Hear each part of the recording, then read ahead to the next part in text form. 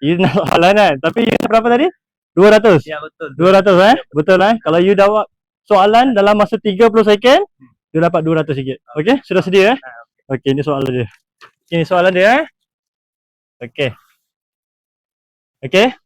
6. Berapa? Nombor sama Berapa? Jawapannya ni 14 dengan 48. 30 second. 6. Ini 6. Ini berapa? Jawapannya 14 dengan 48. 30 second bermula sekarang.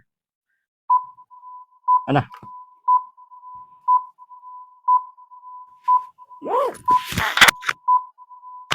Berapa? Sama.